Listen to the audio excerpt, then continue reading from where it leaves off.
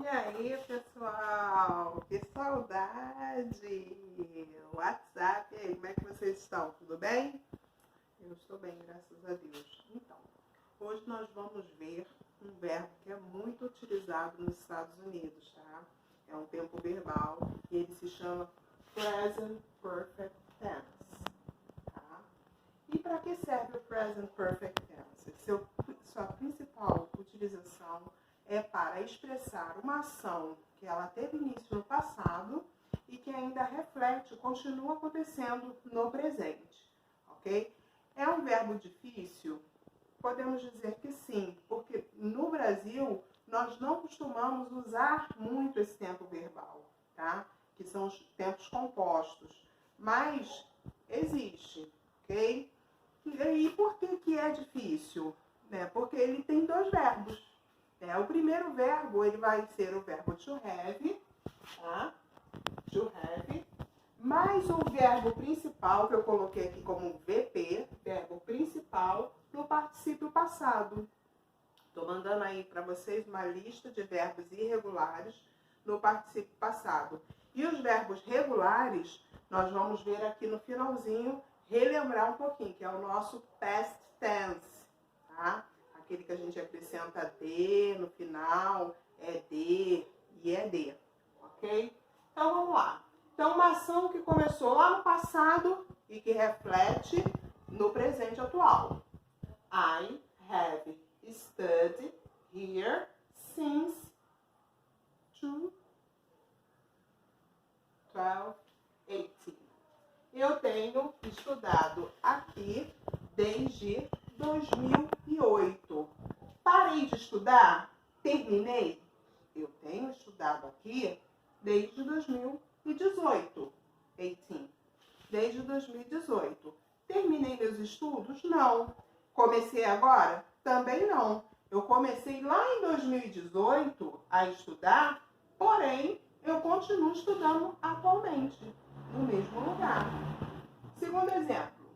She has studied here since 2018. Ela tem estudado aqui desde 2018. A mesma coisa. Por que, professora, você deu o mesmo exemplo duas vezes? Por causa do verbo. Ó. Então, olha, eu coloquei aqui o verbo to have. Para as pessoas, I, eu, you, você, we, nós, they, eles, nós vamos utilizar o have. Lembra?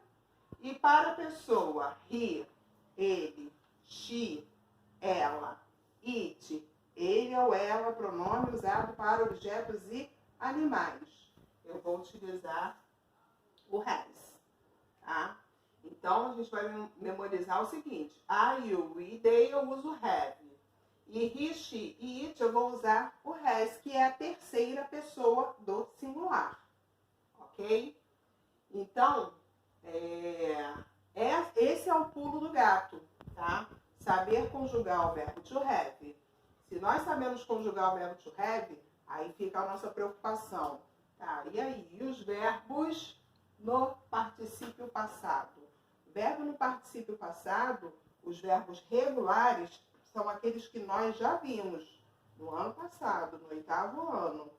Verbos, a regra geral, né? É colocar o ED no final do verbo. Play, que é o verbo jogar, coloquei ED no final, played, né? Ah, professor, e quando é que eu coloco o D? Quando o verbo termina em E. Verbos terminados em E, basta eu colocar o D. Live, lived. E esse ED, quando é que eu uso?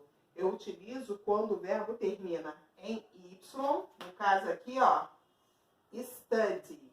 Aí eu troco esse Y, tá? Pelo I, tá? Troquei o Y pelo I e coloco o ED no final. Study, studied, tá?